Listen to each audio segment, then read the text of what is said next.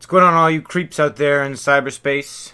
This is Doc Fugate, here with you for the inaugural episode of the Horrid Lore podcast. Now, if you are an uninitiated member of the Horrid Lore clique, then welcome. What we like to do at Horrid Lore is tell our own stories. I like to personally give you my own views on some of my own favorite stories. So what I'm going to be doing here is every week I will be supplying you with either like 2 or 3 stories or my take on some of my favorite things that are currently coming out. This week for our inaugural episode, I'm going to be presenting you with something that is very, very special to me, and that is The Venture Brothers, which has just had its 3rd episode in its newest season, which has wrapped up an enormous story. So what I'm going to give you here is a little recap from seasons 1 through 6 that I did before season 7 came out, which actually it's a nice little setup to season 7. I'll give myself a little pat on the back there. Not having seen season 7, I gave a pretty nice setup and pretty crystal clear picture of what was going to happen. So I'll give you that recap of seasons 1 through 6, and then I'm going to let loose on you my recaps and analysis of the first 3 episodes, which together made the Morphic Trilogy. So without any further ado, here is my recap of seasons 1 through 6.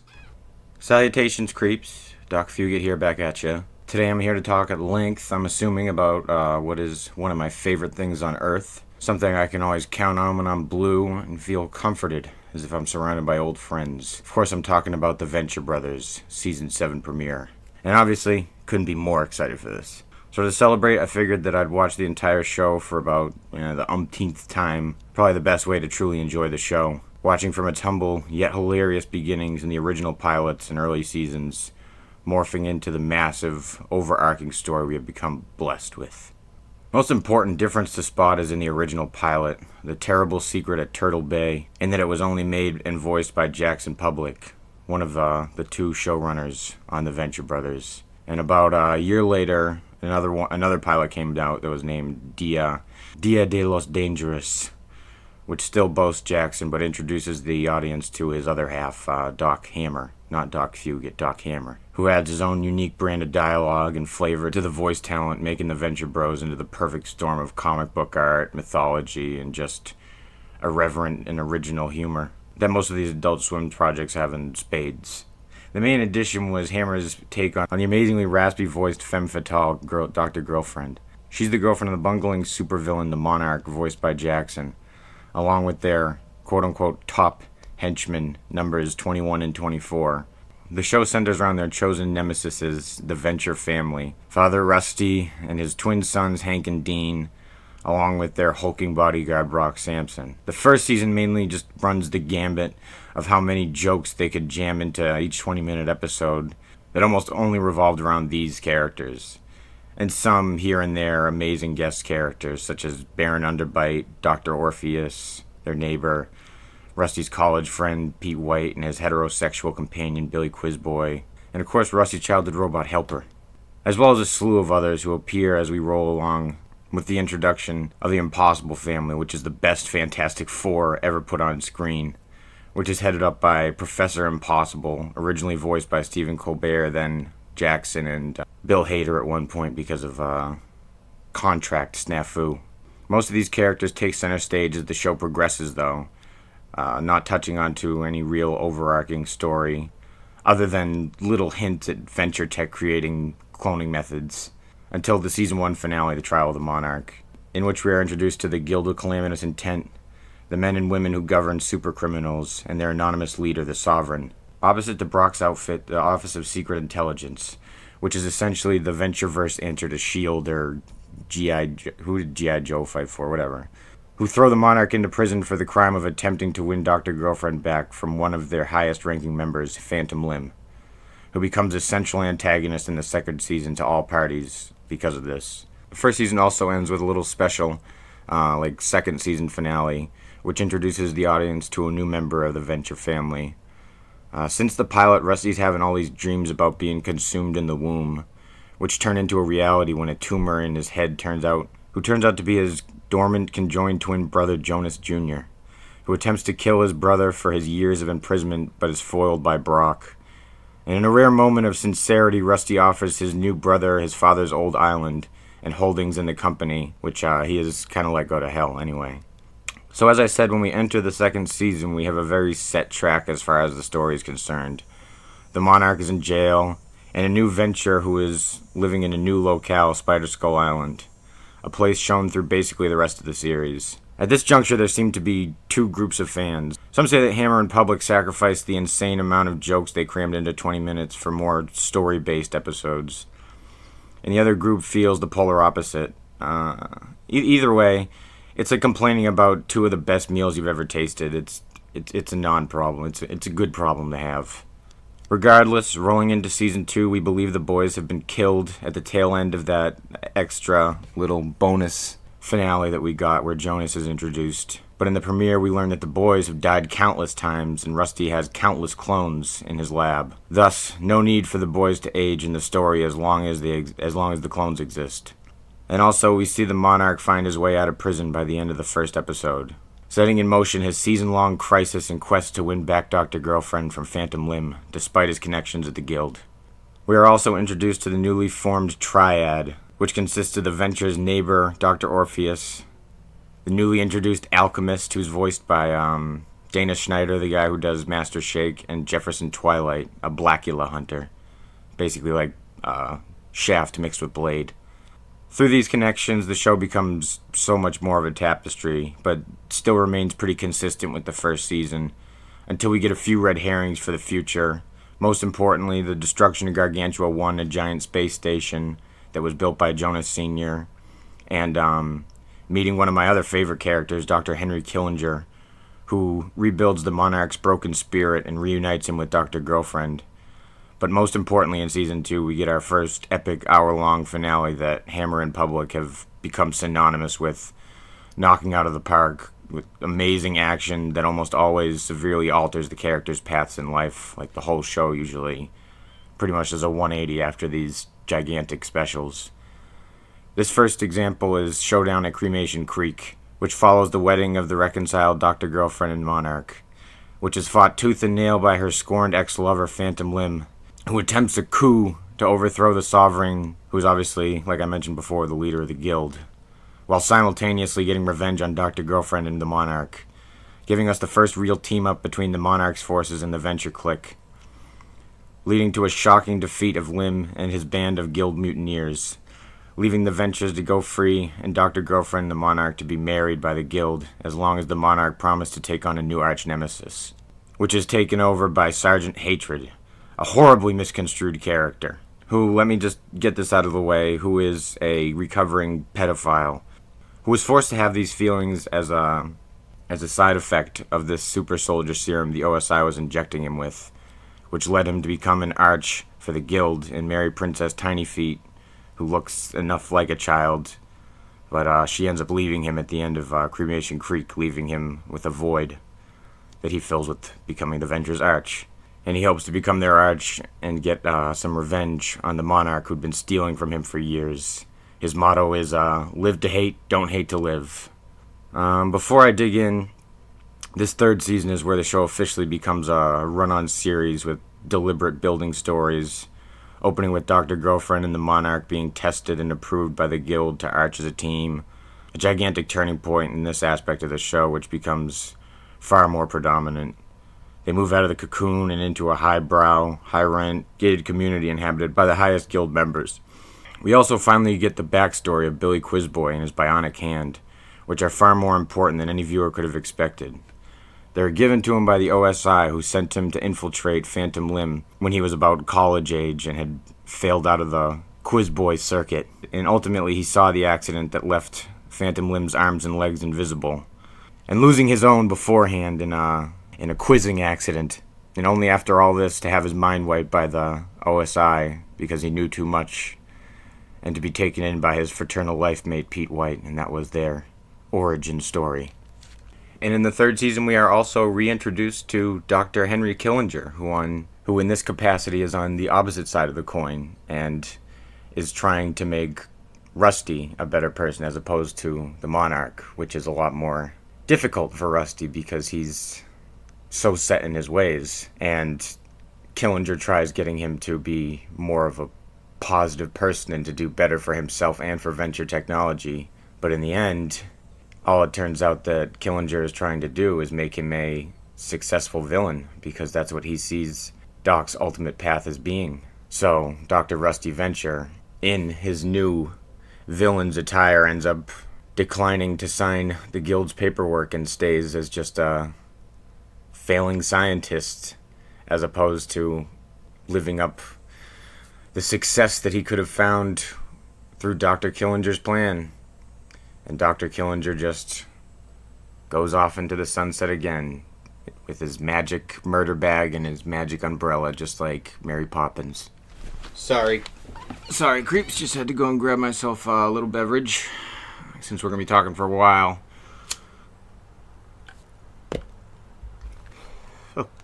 Okay, so where were we? Oh yeah. After being forced to abandon his hatred for Rusty, the monarch attempts the next best thing by arching his brother, Jonas Jr., who calls the OSI to assist him with this entirely new and cartoonish form of conflict. He is met by two mysterious OSI agents, Mr. Doe and Mr. Cardholder. Remember those names. Who insist that he kill the monarch, although it is grossly against policy, but we come to learn that that's of little concern to these two. But JJ is eventually tricked into thinking he destroyed the cocoon, but in reality he did not. Season 3 also introduces one of the most convoluted yet pivotal stories in all of Venture lore. The story of Orb, a mysterious invention created by the greatest minds through history, and held by the original guild a century ago. The historical figures who included ancestors of the Ventures and Phantom Limb and various other famous smart guys from the early 1900s had a split of ethics and created two groups after arguing over what was to be done with Orb. Only knowing that it had to be kept out of the dastardly hands of Nikolai Tesla, which is something we didn't really get too into. The whole episode is kind of told through Brock listening to gramophone scrolls from Rusty's grandfather's bodyguard, which said that his main job on the assignment of protecting the Ventures, same one Brock has, was making sure that they never engage Orb. And Brock is almost forced to kill Rusty when Rusty finds Orb. But he trusts that Rusty's too bungling, too stupid, too cowardly to really do anything with it. Plus, Brock's a big old softy.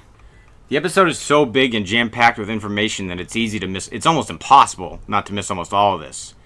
Along with the fact that it's essentially a prelude into the next hour-long finale. The family that slays together stays together, in which Brock has been targeted for death by General Traster, head of the OSI, who's being closely consulted by the men in fedoras, I'll say their names again, Mr. Doe and Mr. Cardholder, who are believed to have sent 3 of the world's deadliest assassins after Brock. And he has to pull out all the stops to stay alive and attempt to turn the tables on his former employers, which he eventually does. And later on in this episode, we finally see the monarch officially get his wish fulfilled, when he's allowed to arch Rusty again. Sergeant Hatred has become jaded with villainy after being left by Princess Tiny Feet finally, officially, leading him to interfere in the final battle at the Venture compound, where Brock, as I said, has succeeded in playing the OSI against the Monarch and his henchmen. Unfortunately, Hatred finds the boys' clone slugs and marches them into the battle, killing all of them. Leaving the boys with no more safety net, Brock has no more job, he quits after all this cloak and dagger bullshit. And Hatred, with no job, is the Venture's new bodyguard. And poor henchman 24 has been killed suspiciously in the crossfire, leaving 21 all on his lonesome. And in the end, we find out that Brock's transgender mentor from the OSI, Hunter Gathers, was the one all along who sent the assassins because they were the biggest competition. And Mrs. Gathers has an assassination guild of her own. Season 4 is possibly the most important outing, in my opinion. The story takes a much broader turn. The animation is brought to a fantastic new high, thanks to the recently departed John Schnepp, R.I.P. John Schnepp, who directed the lion's shares of these episodes in the season. And it was so big that it had to be split up into 2 parts. We begin with one of the least linear stories ever told, showing the Venture family and Sergeant Hatred transitioning, and what happened to Brock after the 3rd finale. The rest of them, for a little while, are kind of one-off episodes. So a couple episodes deep, we're finally reintroduced to Phantom Limb, who's gone stark raving mad and uses his telekinesis. to escape the guild cell with a shoe and a toaster. He plans to steal Orb and solidify himself as the leader of the guild. But unbeknownst to anyone other than Rusty's grandfather and his bodyguard, it's broken. Destroyed by the bodyguard so that he would not have to kill his master almost a century prior, when we were in the story we were first learning about Orb. So it's been broken the whole time. Later, in an attempt to stop Dr. Venture once and for all, the Monarch meets with supervillain Monstroso. Monstroso is a devil-themed guild supervillain. He's an attorney and a CEO of a legitimate non-villainous company called Mammoth Corporation. And he agrees to help the Monarch destroy Dr. Venture's livelihood by legal means only. And the Monarch becomes very bored with this lack of action in Monstroso's plan, revealing the nature of the plan to his girlfriend, Dr. Mrs. the Monarch, who reacts with shock, warning him of Monstroso's reputation as a double-crosser. Good old Henchman 21 overhears this and checks out the Mammoth Corporation and realizes that Monstroso has stolen the arching rights for Venture. Now again, after this, the story stays at a relative standstill until we get to Bright Lights, Dean City, in which Professor Impossible hires Dean Venture as a summer intern at Impossible Industries in New York City. While Impossible and Baron Underbite secretly become part of Phantom Limb's Revenge Society, they plan to enact revenge on everyone who's wronged them in the past. The list is very long. Jonas Jr., Dr. Girlfriend, the Monarch, and even poor Henchman 21. The Revenge Society becomes pretty much the major group of antagonists in this upcoming story thread. Through the fourth season, we see these ghoulish characters, these ghoulish, mysterious characters named the Silent Investors, who gave Billy and Pete a substantial loan with their souls as collateral. Billy is eventually kidnapped to find Monstroso and the investors standing over him. After a brief conversation, it's revealed that Monstroso has also accepted the investors' help for a proposal he made that happened to involve Billy, which ends up being a heart transplant which he trusts Billy to perform to save his life. And then after this, once again, we have come to another hour-long finale, Operation Prom. Maybe the smallest in scale, but most certainly my favorite, from a character perspective at least. In order to celebrate their graduation, Hank and Dean, Dr. Venture, along with Brock, Sergeant Hatred, Pete, Billy, Dr. Orpheus, Jefferson Twilight, and the Alchemist plan to throw them a budgeted homeschool prom. Brock, having secured a limo, takes Hank and Dean to pick up their dates, which turns out horribly. Meanwhile, the rest are on a mission led by Colonel Hunter Gathers, headed for the Flying OSI headquarters. Gathers is escorted to the office of General Traster by Mr. Doe and Mr. Cardholder, but must wrestle with his former boss in order to get any information. Gathers finally pins Traster, winning himself clemency from the OSI's wanted list. But when he reveals that there are apparently moles from the Guild of Calamitous Intent within the OSI, Traster begins convulsing with rage and attacks Doe and Cardholder. Later, when Gathers wakes up in the destroyed office, having been badly beaten, he steps outside and finds Traster encased in foam with his clothes torn up. Traster claims that he is a Hulk, explaining that he has been diagnosed with cancer, and as a result of the chemotherapy, he has begun transforming into a Hulk. Shortly after that, while discussing Traster's sad decline with Doe and Cardholder, the two disclose that because the head of the OSI is no longer mentally fit for command, the U.S. government has placed control in their hands. Gathers realizes that they are the Guild moles, but he is captured not long after. However, Gathers is summoned to the secret bridge. General Traster reveals the truth. He is aware that he is not really a Hulk, and furthermore, he knew all along of Doe and Cardholder's treachery. To take them down, Traster had his own spy. The Monstroso that was captured and taken to the base was actually a Trojan horse, containing a number of real OSI agents, who arrest Doe and Cardholder as they move to assassinate Monstroso and cover their tracks. Explaining that he knows he is dying of his incurable cancer, Traster hands over command of the OSI to Colonel Gathers, then launches himself into space inside a missile, believing that he will be found by aliens who will cure his illness. After this hard-hitting finale, we were given a Halloween special, which doesn't really add much to the story other than introducing Old Man Ben Potter, voiced by J. Jonah Jameson himself, J.K. Simmons, the man who created the boys' clones. To be honest, the fifth season, other than the premiere, which hinges on the construction of Gargantua 2, The episodes are pretty much one-off and don't really add to the overall story until episode 5, OS I Love You. Another extremely jarring episode in the sense of linear storytelling. The OSI have tracked down and captured Monstroso, but while at the headquarters he escapes. As a result, the agency is interviewed by a trio of agents that go over the events that ultimately led to the escape, which was, you guessed it, caused by the silent investors who are able to move through walls and other solid matter. They are also invisible to everyone but Monstroso, until they drag him out of the hovercraft and drop him to his death, so that he couldn't give up any of their secrets.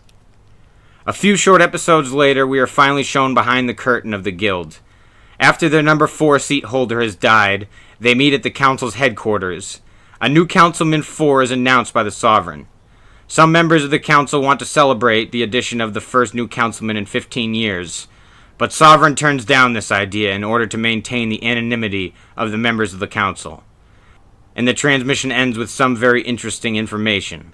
The Sovereign attempts to recruit Dr. Mrs. the Monarch to the Council of 13, and she responds that she would think about it. It also reveals that the Revenge Society is keeping tabs on Dr. Mrs. the Monarch. The finale is far from a dud, but also far from the epic expansions we've come to expect from these Venture finales.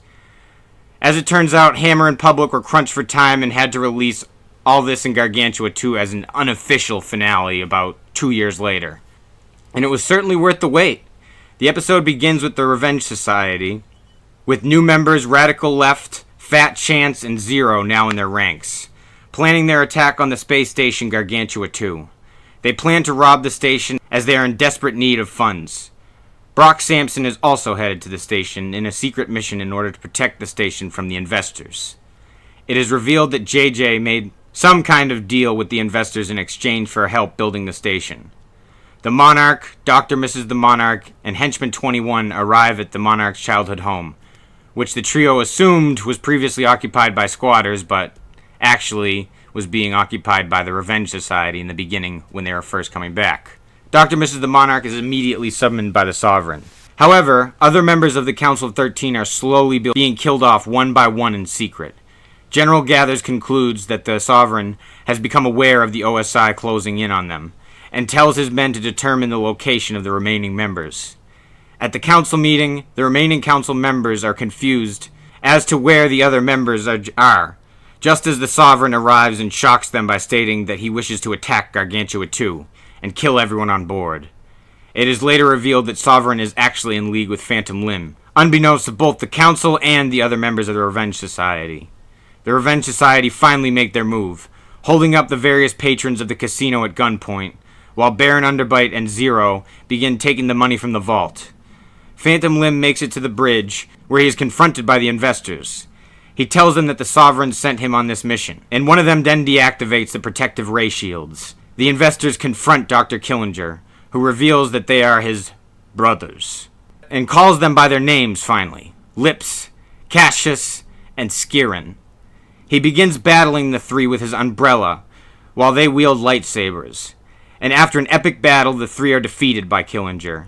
When the Monarch and everyone else break the remaining investors' concentration, and Killinger seizes the opportunity, plunging his umbrella into the last living brother's heart. Phantom Limb and Radical Left appear on the Meteor Major with Fat Chance, so they're all there.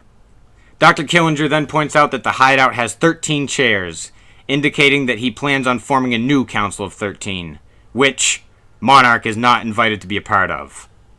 Back on Gargantua 2, JJ informs the patrons that he is evacuating the space station, as he intends to fly the bridge with the reactor into space along with the help of Hulk Traster. JJ gives a heartfelt goodbye to Doc and Dean before flying the bridge further into space when it explodes, presumably killing JJ in the explosion.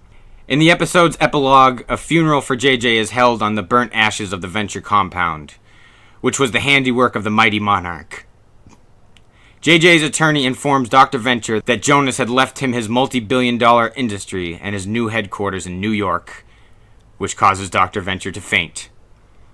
Almost immediately upon moving to the New York building, in the premiere of Season 6, Rusty fires all of the staff, and we meet the Venture-verse equivalent of the Avengers, who are asking for a protection fee, which ends up being paid as a tribute to the largest guild member physically and socially in New York City.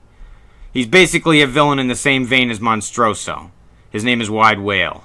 And the Monarch, who has moved back into his childhood home, as I said before, with Dr. Girlfriend and 21, are doing everything that they can to arch Rusty once again, while Dr. Girlfriend is forced to have sex with Wide Whale so that she can make him a newly appointed member of the Council of 13 and save the new guild.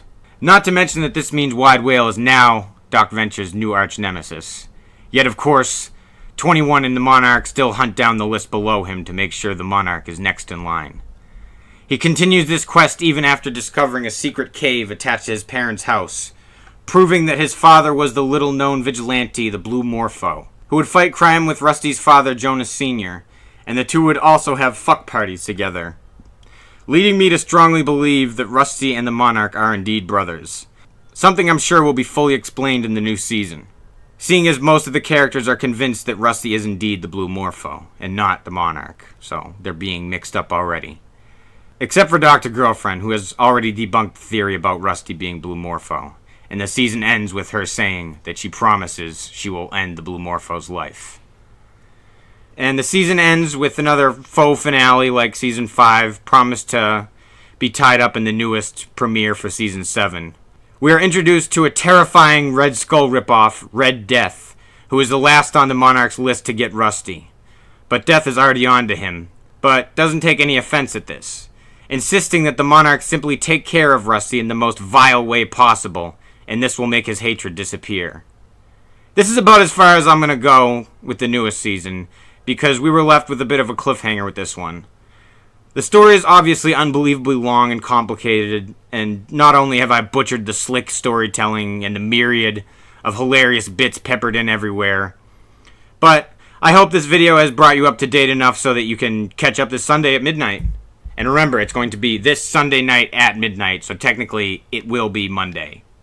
So, I hope I've caught some of you up. I tried not to spoil too much, but if you want to get caught up, this is the main dope that you need to be caught up with Season 7. And I'd highly advise that you watch Seasons 5 and 6, because there's a lot of supplementary stuff in there that cements a lot of this stuff that I've been saying, if some of this didn't make any sense to you.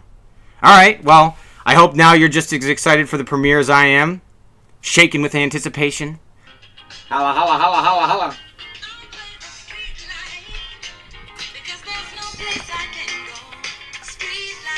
Salutations, creeps! Doc Fugate back at ya, here to talk about Episode 1 of Season 7 of the Venture Brothers. Got a little special song playing from Sharky's Machine called Street Life. And that is going to be the linchpin of this entire episode, because it was the linchpin of the entire episode in the Venture Brothers, essentially. So, obviously, if you would not like any spoilers for Episode 1 of Season 7 of the Venture Brothers, you should probably shut this off right now, because I'm about to go in. Alright? Has everyone left the room that wants to leave? Is everybody in that wants to be in? Alright, let's dig into it. No, I'm not going to be digging in deep here. I'm just going to be pretty much pointing out everything that happened in the episode that I've noticed thus far, and I definitely haven't noticed everything, because with this show it takes me... I've probably watched the show all the way through about 10 times, and there's still things I pick up on, like, as you're about to see. Alright, let's get into this. So Episode 1 opens with a flashback to 2 years ago, to Jonas Jr. in the desert excavating the ruins of Gargantua 1, which is situated near a demon statue that looks a lot like the idol of Pazuzu from the opening of The Exorcist, and we even get a shot like when they zoom in on the face of the demon when it's released onto the world. And maybe even better than this like obvious Exorcist shout out is the fact that the only thing that Jonas Jr. has to really combat to seeing this statue is a fucking Da Vinci Code reference rather than an Exorcist one, saying, "I'm not Robert Langdon," which is Tom Hanks's character in those movies, if you were unaware of the Da Vinci Code.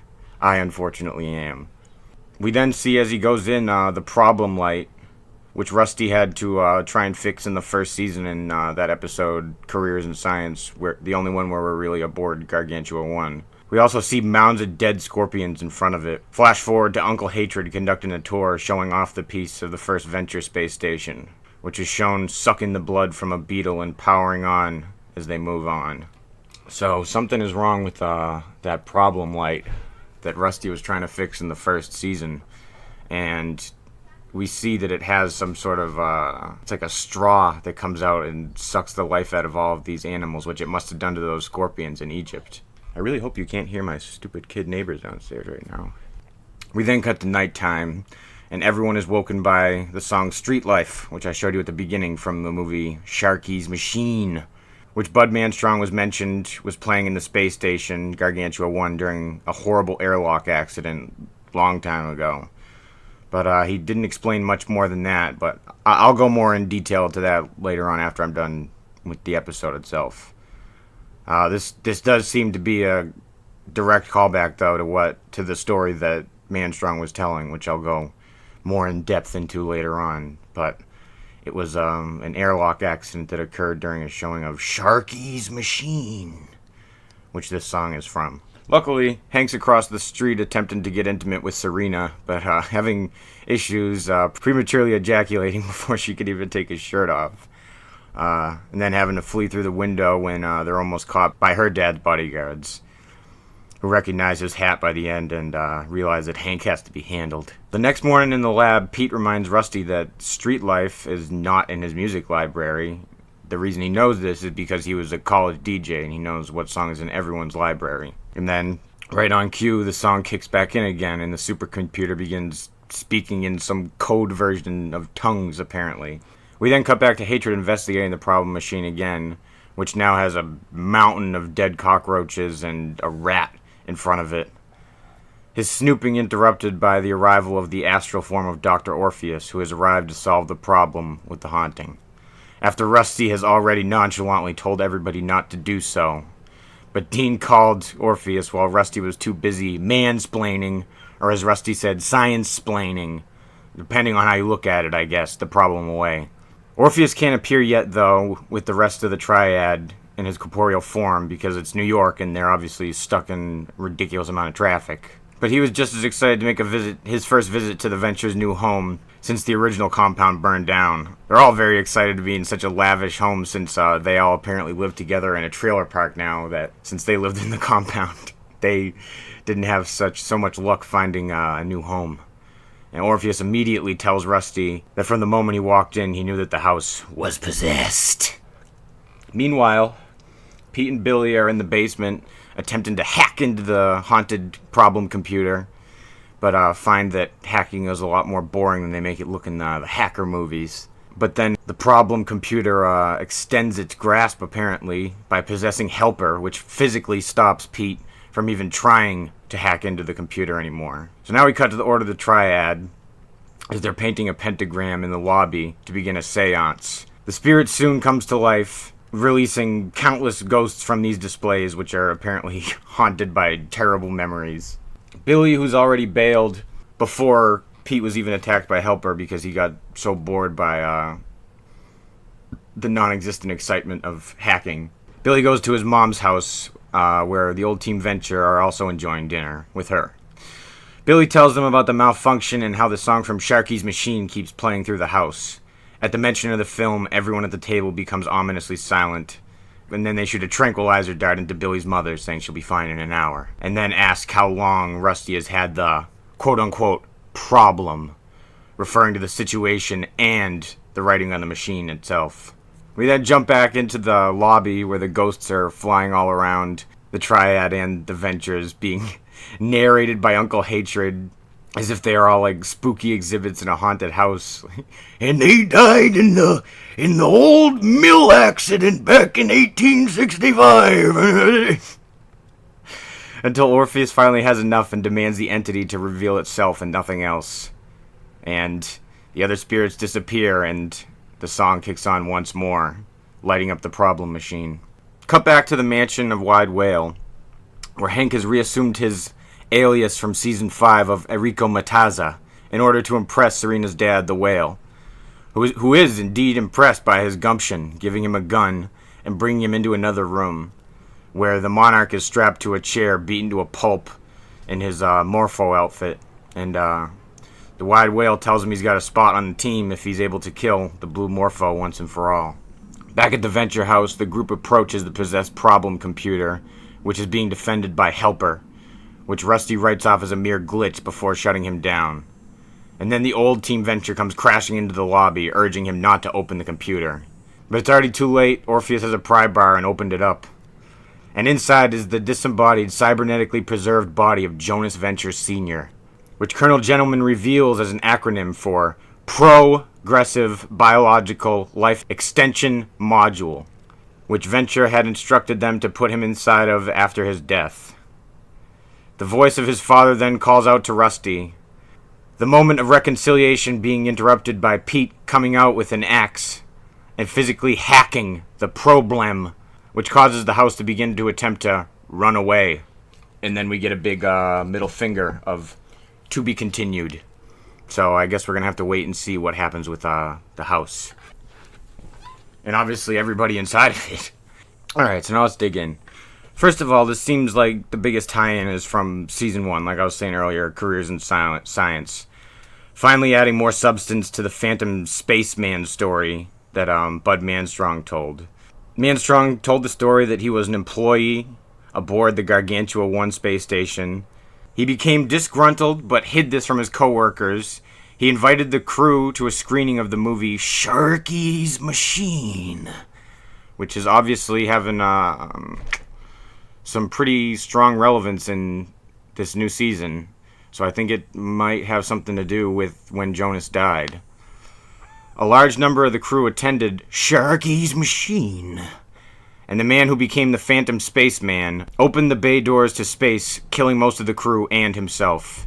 He was said then to roam the space station as the Phantom Spaceman. It is also believed that he isn't real because Hank and Dean went on a whole thing trying to find him and couldn't find him, but maybe the Phantom Spaceman is Jonas Venture Sr. himself, because it seems like that accident was indeed when he died. I don't know. I'm sure we're going to find out, but I think that's a pretty... the puzzle pieces seem to definitely fit in that one.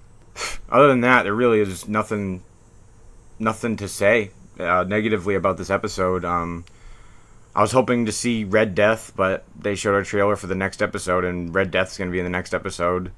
Maybe we'll get the real story of the Phantom Spaceman in the next one. I got my fingers crossed, but whatever they bring us, apparently it's going to be amazing, because this was nothing short of mind-blowing.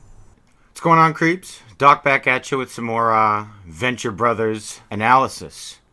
Now, last week I brought you my take on the first episode of Season 7, The Curse of the Haunted Problem. And this week I'll bring you Part 2, which is called A Rorqual Affair.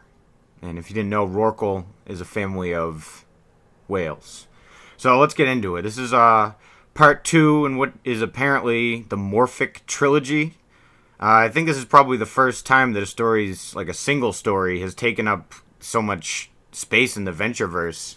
I mean, they've had a bunch of two-part episodes, like 40 minutes, but this is a long haul. This is all going to come together to be like almost movie length. But here we go. It opens up with 21, aka Gary, having a nightmare inside of a classroom with Wandering Spider as a teacher. And Wandering Spider, if you didn't know, was the man that he's forced to kill last season so that the Monarch and himself could be cleared from any suspicion of being Blue Morpho and Kano.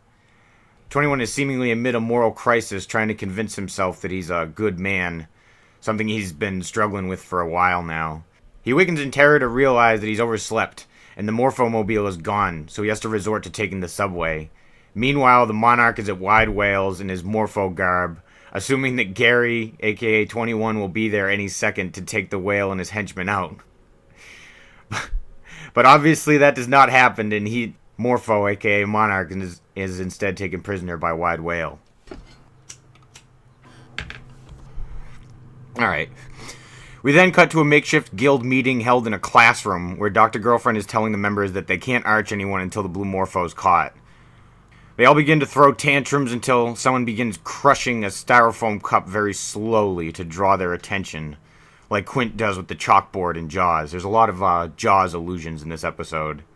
It is the Dracula armor-clad Red Death who promises to take out the Morpho as long as he is promised a seat on the council, which he is, of course, promised if he can deliver.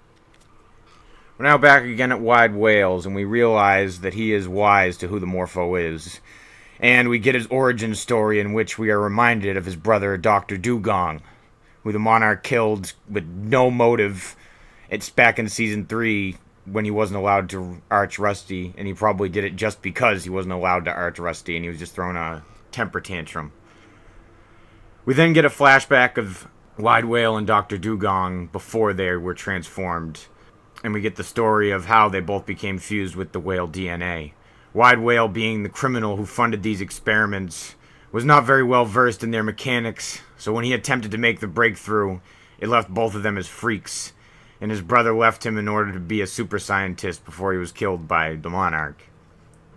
Cut back to the guild, who have assembled at a dock, claiming that they've caught the Blue Morpho. Again, another Jaws, another shout out to Jaws there. They have the fake Blue Morpho hanging upside down like they have the fake Jaws hanging upside down in Jaws.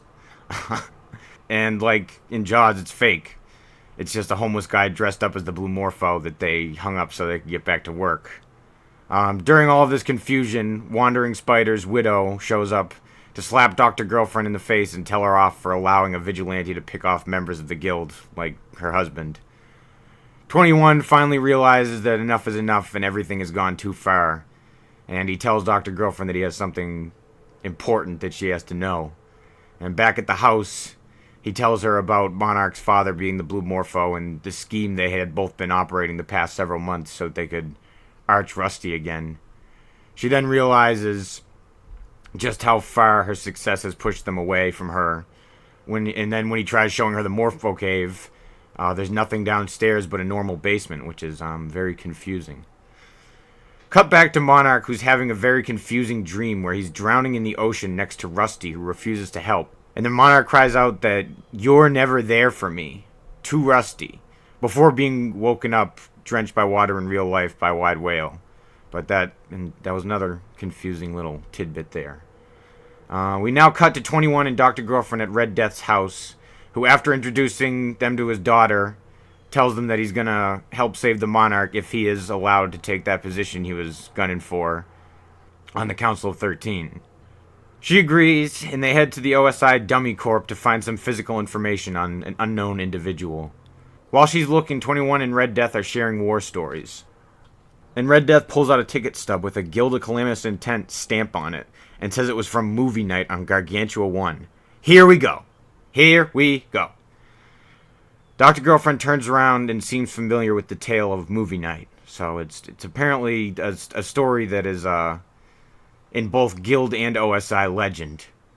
Apparently, it was a botched kidnapping of Jonas Venture Sr. Death and several other Guild operatives had boarded Gargantua 1 in full space regalia. Red Death obviously had to wear a helmet to hide his ugly red skull, Red Death face. So I'd say that definitely makes him a prime candidate for being the Phantom Spaceman during Sharky's Machine. But he also says that someone else opened up the bay door. So it's still unknown who opened the pod bay doors and caused this disaster to ensue. So there's still a mystery behind movie night and Sharky's Machine, which also is apparently the night that Jonas died. So it's all starting to come together, but it hasn't fully come together yet. Okay, they then find the information. Dr. Girlfriend gives it to Red Death, and Dr. Girlfriend tells Red Death to get the man that the dossier talks about and meet them at Wide Wales. When they're at Wide Wales, 21 runs into Hank, or Enrico Matazza, on the elevator as he is making his offer from the previous episode. So the stories that have been running in tandem now have finally caught up with each other, so now it's just the story being told. We have both sides of the story. So now we're back to where we were at the end of the last one, and Hank has the gun pointed at the Monarch. And at this point, it's obvious that Wide Whale knows who Hank is and is promising him Serena's hand in marriage, a place in the house, a place in the family, just as long as he can kill the Monarch. And the Monarch knows who he is too, obviously, and is pretty confident that the trigger's not going to be pulled. And just as Wide Whale is about to do it himself, Red Death comes crashing in through the window, bringing with him the individual Dr. Girlfriend told him to bring from the dossier, who turns out to be Dr. Dugong, who was simply left for dead by the Monarch. His starfish DNA allowed him to regenerate shortly after, which leaves Wide Whale with no need to exact revenge on the Monarch. After his older brother gives his Jimmy Stewart voice a story about how he's been under OSI protection and he's been scared. You never answer mom's emails and that's why you don't know. So this leaves him obviously feeling very guilty that he has to be the peaceful man that his older brother wants him to be. The story closes on Dr. Girlfriend telling Monarch that he's indeed still in the doghouse. But then the Venture Technology Building begins its exodus after the Problem machine was struck by Pete. But just before it disappears, the Morphomobile flies down from above the Ventech building, with a man dressed as the Blue Morpho about to enter the fleeing building. So we still have a lot of questions unanswered here. A couple of puzzle pieces have been slid into place in this Rorqual affair, this second installment of the Morphic Trilogy, as they seem to be calling it. And hopefully the third part just brings it all home. I know we're not going to get all the answers because that's going to take all the fun out of it. This show's a lot like Twin Peaks in that respect. I feel like they still can't give up the golden goose quite yet, I don't think, of like every single bit of information until the show's completely over. But I think that in the next episode we're going to get at least some scattered information about what the fuck is up with Jonas Venture Sr. and also what is up with the Blue Morpho. Why the Morpho cave is gone from the house and who the fuck that was that pulled up to the Ventech building just as it's about to disappear. I mean, there's just so much left to still answer and there's so much left to still ponder here, but I mean, it feels like there's no way that they can in 20 minutes pull out of their ass this in closing out this entire story, even just the one that they've started from episode 1 of this season. Like, I don't understand how are we gonna get any sort of closure with the Blue Morpho story and get any kind of closure on the story of where the Venture building is going. So I feel like either one of those stories is gonna have to be left open, and I think it's gonna be the Morpho story, but who knows? Maybe the Ventech building will just be in the Phantom Zone or whatever for this entire season, and it'll just be the guild left in New York. I don't know.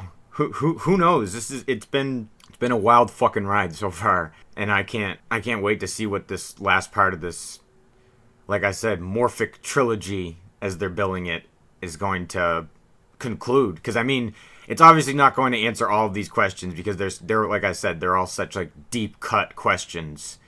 But at the same time, they're going to have to close if they're billing this as a trilogy and they've put so much like epic storytelling into it. The conclusion is going to have to be the most ridiculous one. Like, we're going to have to, I don't know, like the finale this weekend is going to have to be the biggest one yet.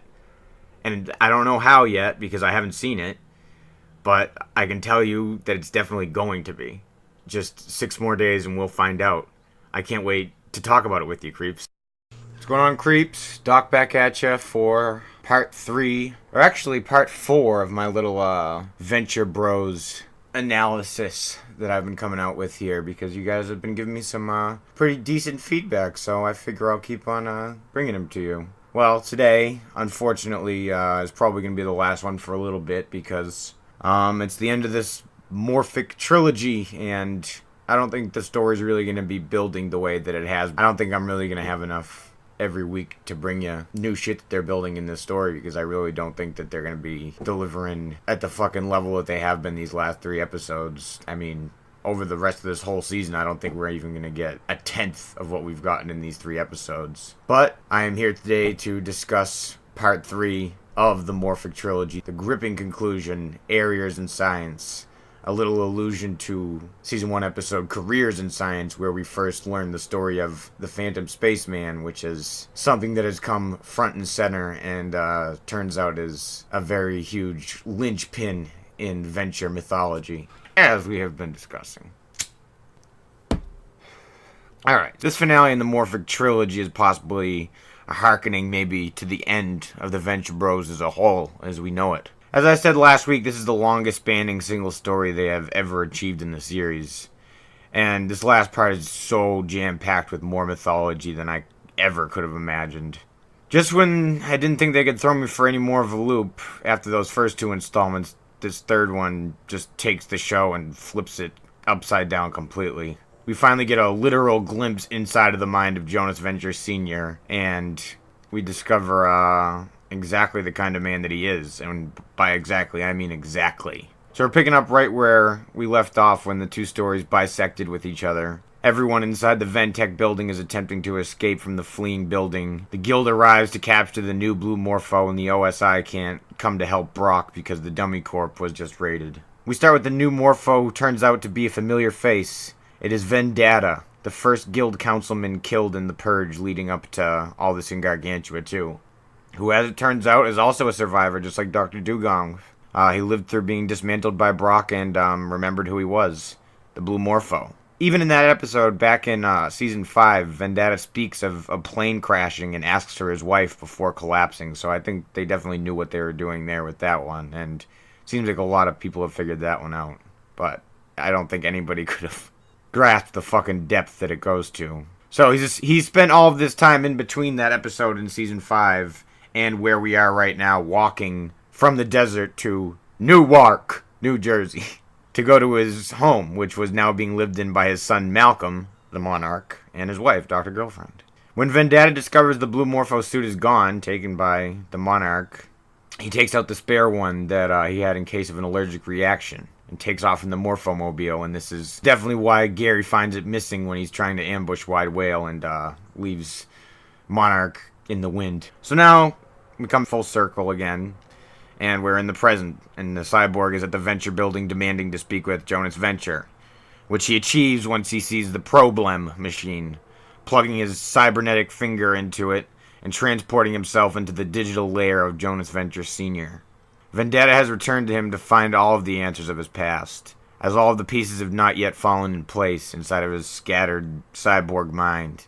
So here we get the tale of Jonas's final moments of hearing street life before everything went black for him. And he did not see the light again until his son and grandchildren visited Gargantua 1 in that episode Careers in Science. He was unable to communicate until he took over the entire station and ended up crashing it into the desert after some sort of disagreement he had with the programming, which seems like some sort of like Age of Ultron shit. He then recalls Jonas Jr. finding him, his savior, making him a new home in the New York building before Pete attempted to hack into his home.